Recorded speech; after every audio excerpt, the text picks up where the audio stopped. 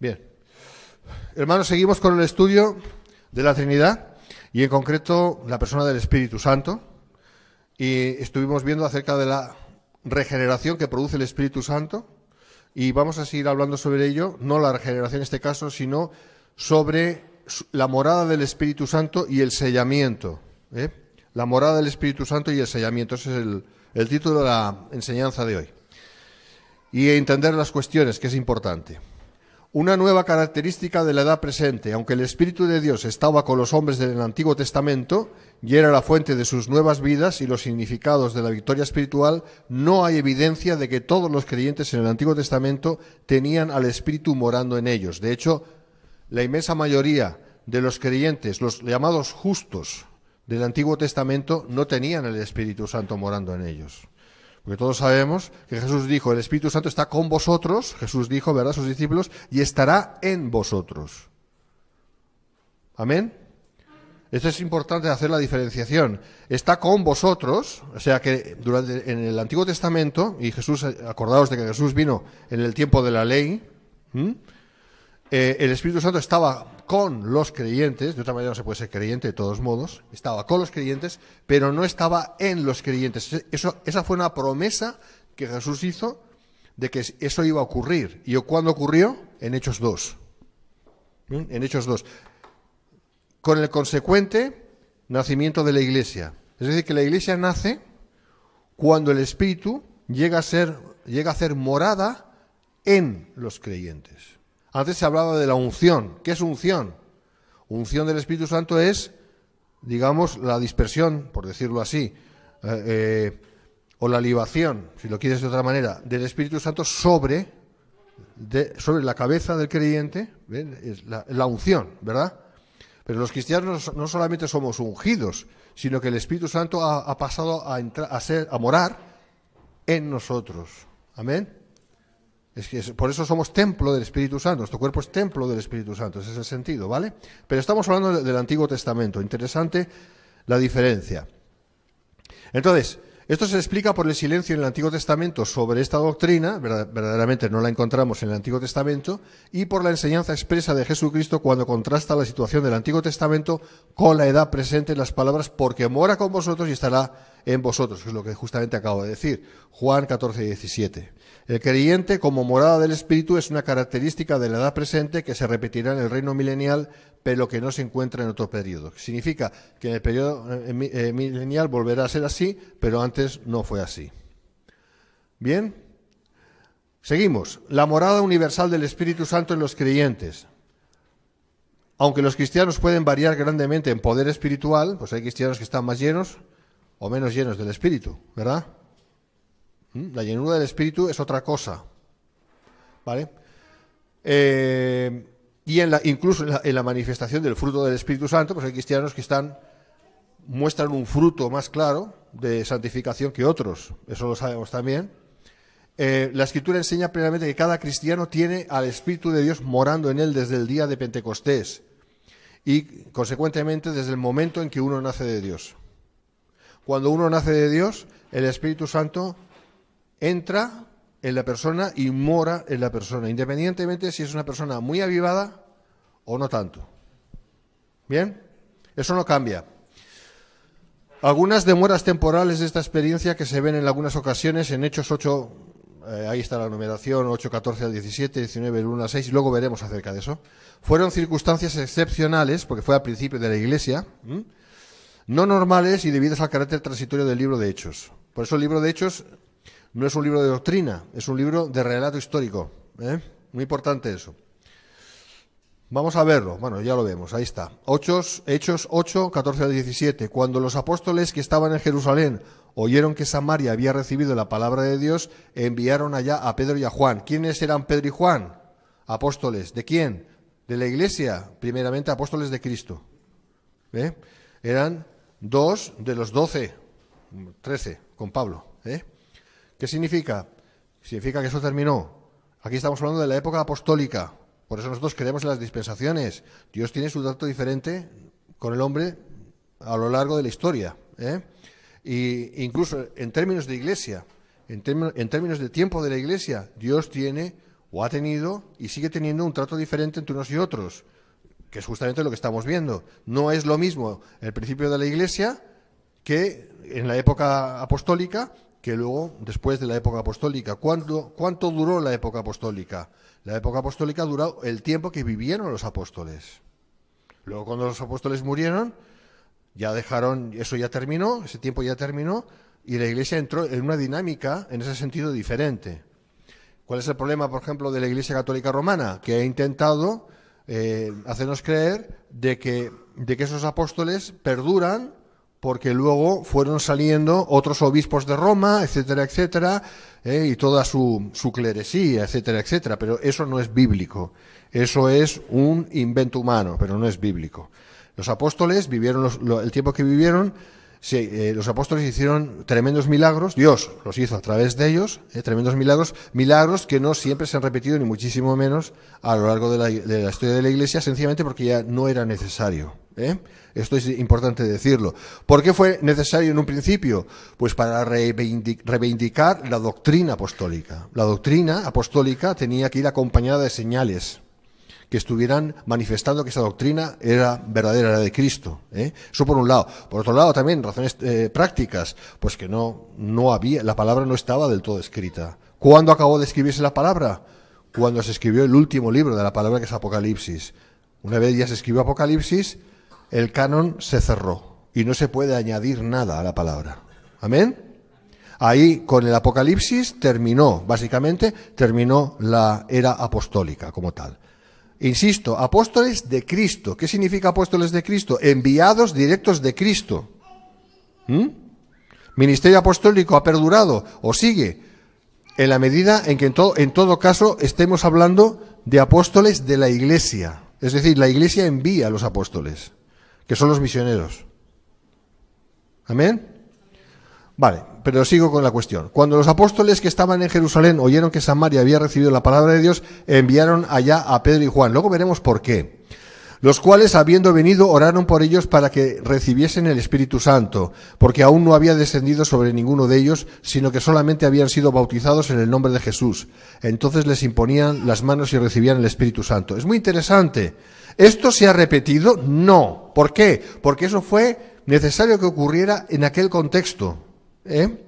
Así como Pedro y Juan y los otros 100 y pico, 112 120 en total, recibieron el poder del Espíritu Santo en Jerusalén cuando estaban en el aposento alto.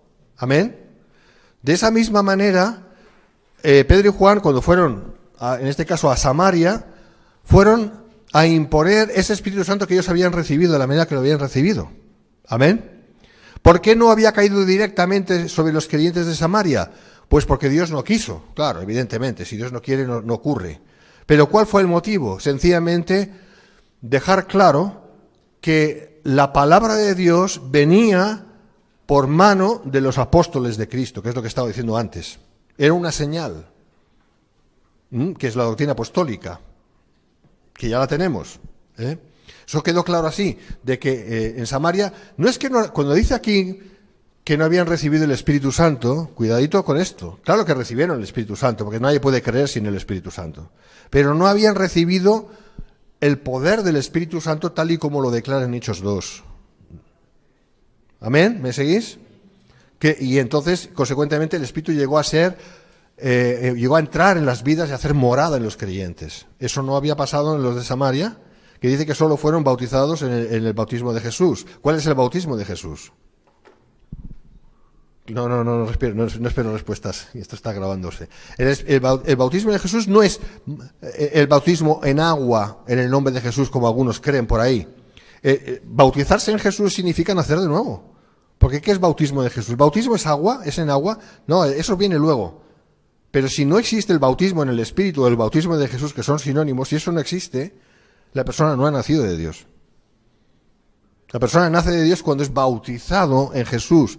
¿Y quién es el agente de ese bautismo? El Espíritu Santo. Porque dice, os conviene que yo me vaya, para que así venga el Espíritu Santo. Amén. Entonces, estos habían recibido la palabra, habían creído en Jesús, pero no habían sido llenos del Espíritu Santo todavía. Pero ahí fueron Pedro y Juan, una cuestión muy puntual que ya no pasó más, ahí la habíamos relatado en el libro de Hechos, que impusieron manos sobre los creyentes y recibieron no el bautismo del Espíritu, porque ya lo tenían, porque si no hubieran nacido de nuevo, sino la llenura del Espíritu Santo, como previamente ellos, es decir, Pedro y Juan, lo recibieron en Jerusalén en Hechos 2. Esa es la cuestión. Y ya veremos, porque esto es muy importante. Cuando hablamos del bautismo del Espíritu no estamos hablando de la llenura del Espíritu, son dos cosas diferentes. Por ahí en el mundo pentecostal se dice, ¿has recibido el bautismo en el Espíritu Santo? Pero te voy a imponer en manos para que recibas. No. Eso no tiene nada que ver. El bautismo en el Espíritu Santo es sinónimo de la salvación. Si uno no recibe el Espíritu Santo no puede ser salvo. Porque el Espíritu Santo es el agente de Dios, el agente de Cristo en este caso, para salvar a la persona. O sea, el Espíritu Santo, porque Cristo hizo lo que hizo, actúa en la persona salvándola, justificándola y consecuentemente salvándola. ¿Vale? ¿Esa persona en ese momento está llena del Espíritu? ¿Sí o no? Depende.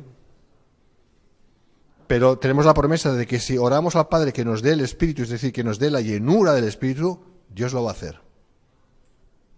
Porque eso es lo que Dios quiere, llenarnos de su Espíritu. Hay una diferencia entre tener el Espíritu, pero ser llenos del Espíritu. Es diferente. La persona que está llena del Espíritu Santo manifiesta un fruto mucho más santificado. Porque es el fruto, Aquí estamos hablando de fruto de santidad. No estamos hablando de señales, de caídas y de tonterías. Eso no tiene nada que ver. Es un fruto de que realmente esa persona sí se ve que salva. Tiene el Espíritu de Dios, está llena del Espíritu Santo, habla de Dios. En cualquier momento tiene que ver la posibilidad, ya predica el Evangelio, habla de Cristo. O sea, esa es una persona llena del Espíritu. Otros cristianos que no tan simple callados. Pero bueno, podría hablar mucho, pero esa es la diferencia. Bautismo, ya lo veremos en su día, es señal de conversión. Llenura del Espíritu es señal de que porque ha habido un bautismo del Espíritu, podemos pedirle al Padre que nos dé de su Espíritu, es decir, la llenura del Espíritu. Ellos no lo habían recibido, los de Samaria no lo habían recibido aún, de esa manera. Pero Pedro y Juan fueron ahí, y les impusieron manos, y Dios usó a Pedro y Juan como vehículos humanos para que ellos recibieran la plenitud del Espíritu. ¿Amén? Vale. ¿Qué vemos aquí? Algo similar. Hechos 19, del 1 al 6. Aconteció que entre tanto que Apolos estaba en Corinto, Pablo, después de recorrer las regiones superiores, vino a Éfeso. Esto es Asia Menor, ¿vale? Y hallando a ciertos discípulos, les dijo, ¿recibisteis el Espíritu Santo cuando creísteis? Y ellos le dijeron, ni siquiera hemos oído si hay Espíritu Santo. ¿Ves? Eso significa que ellos no sabían, no habían sido aleccionados de esa manera, pero eso no significa nada. Dios hace su obra de todos modos, independientemente de que nosotros sepamos cosas o no las sepamos, aunque siempre es bueno saber. Pero en este caso, pues no fue así. Y dice, entonces dijo Pablo, ¿en qué pues fuisteis bautizados? Ellos dijeron, el bautismo de Juan. Interesante. Dijo Pablo, Juan bautizó con bautismo de arrepentimiento, diciendo al pueblo que creyesen en aquel que vendría después de él, es decir, en Jesucristo. Cuando oyeron esto, fueron bautizados en el nombre del Señor Jesús. ¿Qué significa eso? ¿Que Pablo les bautizó en agua? Ahí, no. Significa que ahí creyeron. Ahí es donde recibieron. Pablo les habló la palabra, lo que hablaba antes con un hermano. Ahí damos la palabra, y esa palabra es ungida porque es palabra directa de Dios. Y esas personas que la reciben tienen oído para oír de parte de Dios. Y ahí es donde reciben, porque Dios les envía y les ha preparado para que reciban. estos llamados discípulos habían oído acerca del arrepentimiento, que es lo que Juan el Bautista estaba predicando, ¿verdad? Que tenían que arrepentirse de sus pecados, que tenían que cambiar, y les anunciaba que vendría el Salvador, que vendría Jesucristo, pero no hizo más que eso. Estas personas habían oído eso y estaban preparadas ya para recibir la palabra de salvación. Y cuando la recibieron, cuando Pablo les dijo la palabra, ellos la recibieron. De ahí Juan 3:16 dice, a los que creen es a los que Dios les da el creer. O sea, el autor siempre es Dios.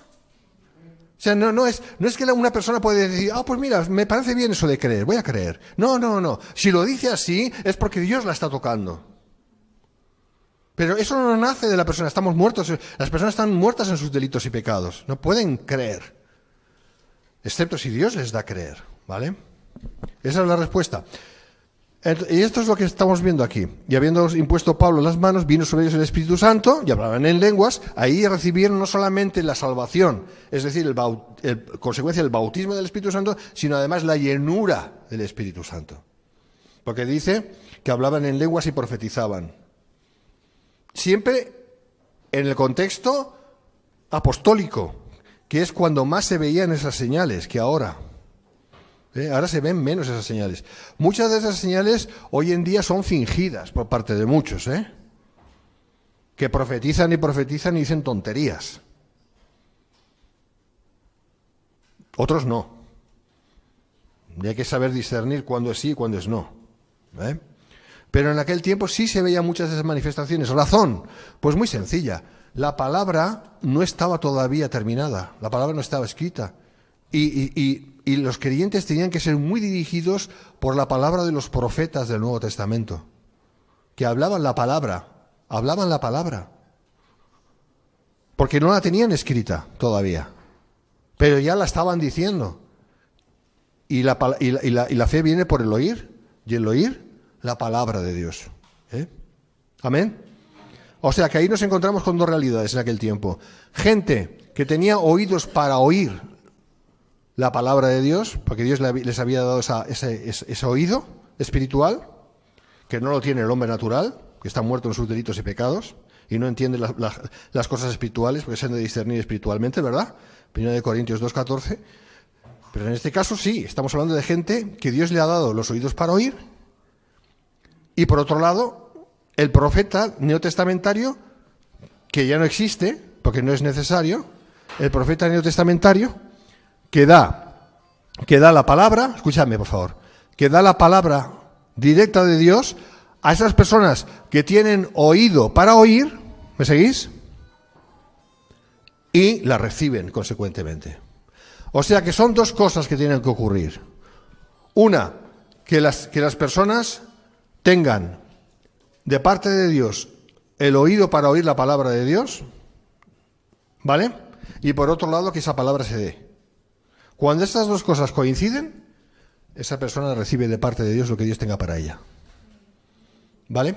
Eso no ha cambiado. Eso fue así antes y sigue siendo así en toda la historia de la Iglesia. Seguimos.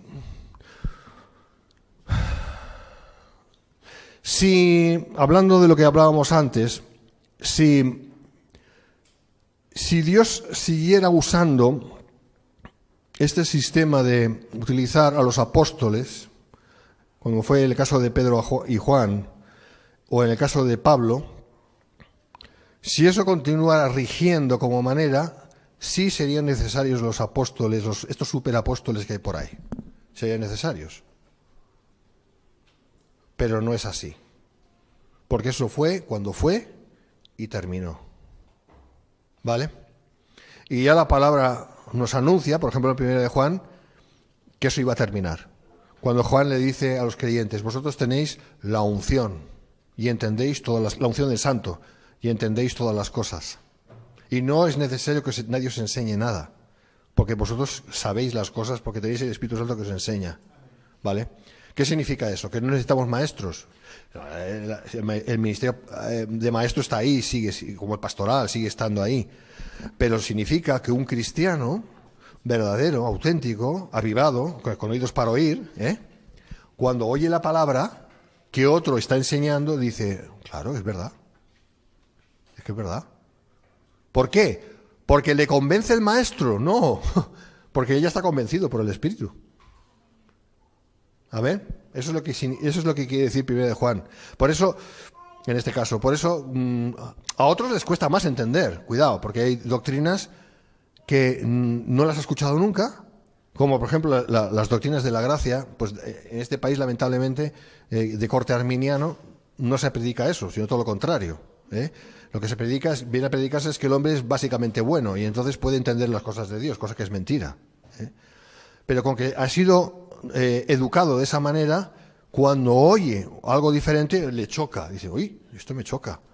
Pero si es una persona realmente de Dios y por lo tanto que tiene entendimiento espiritual, llegará un momento en que irá apercibiéndose de la verdad y será convencido. No porque otra persona le intente convencer, que eso no funciona, sino porque el Espíritu Santo le va a convencer. ¿Me seguís?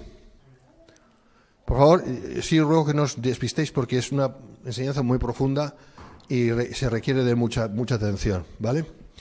Entonces, esto cesó, insisto en este punto. Ya Dios no usa hombres para trasladar su espíritu y darlo a otros hombres. Aunque siempre la palabra dice que oremos unos por otros y que por supuesto que sí, que podemos orar para que haya bendición, pero uno puede directamente ir a Dios y decirle, Señor, lléname de tu espíritu, punto. Sin embargo, ¿qué pasa en muchas iglesias? Que constantemente se hacen llamadas al altar, dicen. Primeramente, no existe el altar. ¿Qué altar? ¿Esto es un altar? No. ¿Yo soy aquí un sacerdote y vosotros sois el pueblo? No. Eso es en el Antiguo Testamento. Eso ya no es el que enseña, el que predica, es exactamente uno como los demás. Lo único que tiene un llamamiento de Dios para enseñar, predicar, como otros tienen otro tipo de llamamientos. Aquí no hay nadie imprescindible. ¿Vale? Por lo tanto, llamar al altar no tiene ningún sentido, porque no existe el altar. En todo caso, si hablamos de altar, ¿dónde estaría el altar? En cada uno de nosotros, porque somos templo del Espíritu Santo. Entonces no tiene ningún sentido pasar adelante para que otro ore ahí y ponga manos. No, la Biblia dice, orad unos por otros. Eso es lo que dice la Biblia. La Biblia no dice, y pasar adelante para que el pastor ore por vosotros. Eso no dice la Biblia, eso es un invento católico. Eso choca, yo sé que choca. Muéstrame en la Biblia que es lo contrario. Muéstramelo en el Nuevo Testamento que eso es lo contrario. Hermanos, cada uno de nosotros, como hijos de Dios, tenemos a nuestro Padre Celestial, ¿vale? Y tenemos acceso directo a nuestro Padre porque somos hijos. No somos siervos, que también, pero primeramente somos hijos, por eso somos siervos. No es que somos siervos y por eso somos hijos, no, al revés. Porque somos hijos, somos siervos. ¿Vale? Ahora dejemos el tema de ser siervo. Hablemos de la cuestión familiar. Somos hijos de Dios los creyentes nacidos de nuevo. Por lo tanto, tenemos acceso directamente a Dios. No necesitamos intermediarios. El único intermediario entre tú y yo y el Padre es Jesucristo. Es el único. Que sí es nuestro sumo sacerdote. Que intercede siempre por nosotros. ¿Amén? Así que no necesitamos intermediarios humanos. Entonces yo me quedo en mi casa tranquilo. No. Es que Dios ha dispuesto que vengamos a la iglesia y que seamos parte de la iglesia y que nos necesitamos los unos a los otros y que tenemos que orar unos por otros y todo lo que significa unos por otros. ¿Amén? Pues una cosa no quita la otra. De la misma manera que también otra verdad. Cuando se dice Dios es el soberano y Dios hace todo lo que quiere. Y algunos dicen, bueno, pues que Él predique y que Él haga lo que quiera, porque en fin y al cabo Dios va a hacer lo que quiere. No. ¿Por qué no? Porque Dios ha dicho en su palabra que quiere contar y cuenta con nosotros para hacer la obra que hay que hacer. Predicar el Evangelio, orar.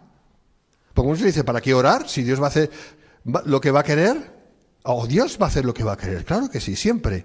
Pero justamente porque Dios hace lo que quiere, nos dice que nosotros tenemos que ser parte del proceso para que Él haga lo que quiera, que significa orar. ¿Amén?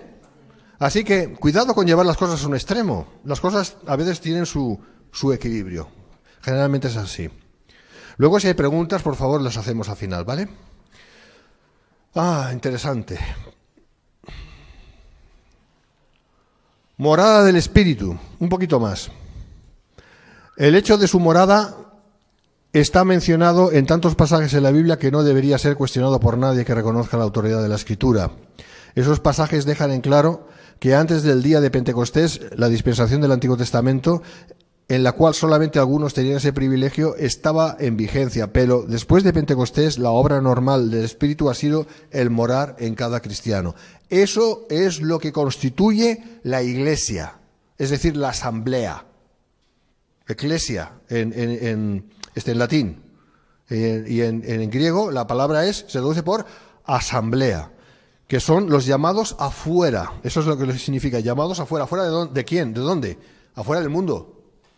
Hemos sido llamados afuera del mundo. Hemos salido del mundo, como los griegos salían de la ciudad para reunirse. Esa es la idea de la democracia griega antigua, de ahí viene la palabra asamblea. Salían de la ciudad para reunirse y tratar sus asuntos. Nosotros hemos salido espiritualmente del mundo y estamos juntos en lo que la Biblia denomina el cuerpo de Cristo. Cada uno de nosotros miembros de ese cuerpo, miembros diferentes, pero miembros del mismo cuerpo. ¿Amén? Entonces, esto es muy importante. Y esto empezó a ser así y no antes, en el momento en que el Espíritu Santo bajó y llenó a los 120 que estaban en el aposento alto. Hechos capítulo 2. Y a partir de entonces, la Iglesia es la Iglesia. Que Dios de los dos pueblos hizo uno. ¿De qué pueblos? De Israel y de los gentiles. ¿Qué significa? ¿Que todos los gentiles son la Iglesia? ¿O que los gentiles son Israel y que Israel es la Iglesia? No. Significa que de los dos pueblos hizo un pueblo nuevo, una nueva creación, que se llama la Asamblea de Dios, la Iglesia, la desposada de Cristo. Cuando se convierte un judío, ahora es parte de la Iglesia. Lo crea o no lo crea, lo entienda o no lo entienda, pero es así. Cuando se convierte un gentil, lo mismo. Amén. Es un pueblo nuevo, es una nueva creación. Somos una nueva creación en Cristo Jesús. No solamente de manera individual, sino de manera colectiva, porque somos el cuerpo de Cristo. La Asamblea de Dios. Amén. Bien. Entonces, ¿eso por qué es así? Porque Cristo hizo lo que hizo en la cruz, está claro, y porque el Espíritu Santo fue enviado por Jesucristo, porque Jesús se lo pidió al Padre, y lo envió y viene a través de Jesucristo para morar. Estaba con los creyentes, pero a partir de ese momento estuvo en los creyentes y sigue estando en los creyentes. Por eso la Iglesia tiene un tiempo delimitado de estar en este mundo, porque en el momento en que el Espíritu Santo sea sacado de este mundo, en el sentido como vino, nosotros también seremos sacados. Porque nosotros no podemos ser lo que somos, es decir, Iglesia, sin la llenura, sin la morada del Espíritu Santo. Amén. O sea que la Iglesia es lo que es porque el Espíritu mora en el creyente. Esta es la razón por la cual la Iglesia tuvo su nacimiento y va a tener su salida de este mundo. Y eso tiene que ver con la morada del Espíritu Santo, como estoy explicando. El hecho de su morada está mencionado en tantos pasajes de la Biblia que no debería ser cuestionado, por eso lo he leído. Aquí estamos hablando a partir del día de Pentecostés, aquel de Hechos 2, y eso es así. Vale, sigo. Romanos 8:9 sostiene la morada universal del Espíritu, declarando que en la era presente, si alguno no tiene el Espíritu de Cristo, no es de él. Esto es muy interesante, porque uno dice, no, yo creo. Sí, yo creo. No, mira, no se trata de que si crees o no crees, porque eso es muy subjetivo. ¿Está el Espíritu de Cristo en ti o no está? La persona que tiene el Espíritu de Cristo, esa persona es de Cristo. ¿Vale? Es decir, a diferencia del Antiguo Testamento, que el Espíritu Santo podía estar con el justo, acompañándole, ¿vale? En esta dispensación de la gracia y la verdad, que es el tiempo de la Iglesia, el Espíritu necesariamente está en el creyente.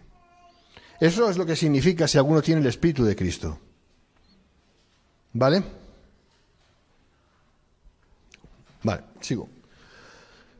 De igual manera, en Judas 19, a los no creyentes se les describe como no teniendo el Espíritu. ¿Vale?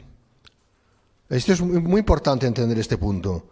Porque muchos decimos, bueno, mira, es que estos seguramente son salvos porque son buena gente y creen en Dios y siempre sonríen y son majos y esto y lo otro. Es que esto no tiene nada que ver. Es que no tiene nada que ver. O como esta mañana me decía un guardia civil que le he estado predicando el Evangelio, un guardia civil, sí. En el cuartel de la Guardia Civil estaba ahí, le he estado predicando, a dos. Y me decía, pero es que claro, es que esto que me estás diciendo, bueno, nos tuteábamos y todo ya. Y de esto que me estás diciendo, claro, es que me estás hablando de fervor, y claro, hay gente que tiene mucho fervor, hasta los musulmanes tienen, fíjate el fervor que tienen, ¿no? Que son capaces de dar su vida por su Dios, ¿no?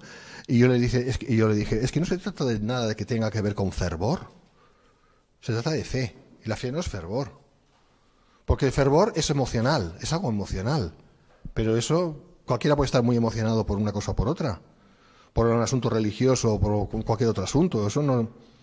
Eso no es fe. Fe es Cristo en ti. Eso es fe. Los demás son pamplinas. Entonces hay mucha gente que dice que cree, volviendo a lo religioso. Mucha gente que dice que cree. Y incluso ves que son personas que se esfuerzan en lo humano y hacen buenas obras y todo lo cual. Pero no tienen a Cristo, no tienen el Espíritu de Cristo en ellos. No son de Cristo. Y están tan perdidos como el más perdido de los perdidos. O eres hijo o no lo eres, no hay más. Eso es lo que la Biblia enseña. Suena crudo, pero la verdad es cruda. Entonces, Judas 19 habla de los psiquicoi, aquellos que creían, los que tienen, pero son guiados por el alma, no por el espíritu. Y solamente cuando uno está en Cristo es guiado por el Espíritu. Pero los psiquikoi, que es la palabra que se traduce, que es la griega, es decir, los llevados por el alma, son llevados por sus intenciones, por sus buenas intenciones. Hacen buenas obras, se preocupan por los demás, cosas que no son malas en sí mismas, pero no definen nada lo que es en sí mismo, no define nada lo que es estar en Cristo o no estar en Cristo. Hay personas que están en Cristo y no hacen tantas buenas obras, por la razón que sea, eso no voy a entrar. Pero si están en Cristo son hijos de Dios. Y en definitiva es Dios quien ve eso. Y nosotros no somos quienes vamos a decir, pues este sí o este no, no. Conoce el Señor a los que son los suyos. Pero eso es importante entender bien la diferencia, eso es lo que quiero resaltar. Aún los cristianos que están viviendo fuera de la voluntad de Dios y están sujetos al castigo de Dios, sin embargo, tienen cuerpos los cuales son los templos del Espíritu Santo. Hay cristianos que han nacido de nuevo, porque el nacer de nuevo lo da Dios. No lo produce uno, ya lo sabemos. Y sin embargo, no están a la altura de la demanda de Dios. Son malos hijos. Y su entrada en el cielo seguramente será muy estrecha. Serán salvos por fuego. Primera de Corintios. Pero el Espíritu Santo ha hecho morada en ellos. Está apagado, está constreñido, pero está ahí. Y nunca saldrá. Porque son hijos de Dios. Y cuando eres hijo, lo eres desde el principio hasta el final. Por adopción, pero hijos. Pablo usa este argumento en 1 Corintios 6, 19 para exhortar a los corintios carnales a que eviten los pecados contra Dios porque sus cuerpos son hechos santos por la presencia del Espíritu Santo. Claro, si no, no tendría necesidad de decirlo. Si todos los cristianos fuéramos maravillosos, pues no había ninguna necesidad de decir eso, de amonestarnos. Pero la amonestación, ¿a quién va dirigida? ¿A los impíos? No, va dirigida a la Iglesia. Amén. Se declara repetidamente que el Espíritu Santo es un don de Dios, un don, por su naturaleza es algo sin mérito de parte del que lo recibe. Exactamente. Nadie merece el Espíritu Santo. No podemos merecer nada. El ser humano no merece nada, ¿vale? Lo que recibe, si tiene algo, es por la gracia de Dios. Punto. Es Dios el agente de todo. Y nosotros somos, sencillamente, receptores o no de lo que Dios envía, si lo envía. Si lo envía, sí somos receptores, si no, no. Todo lo que Dios quiere, Él hace. ¿Vale? O sea, estos principios tenemos que tenerlos bien claros, porque si no, le estamos quitando la gloria a Dios en algún sentido.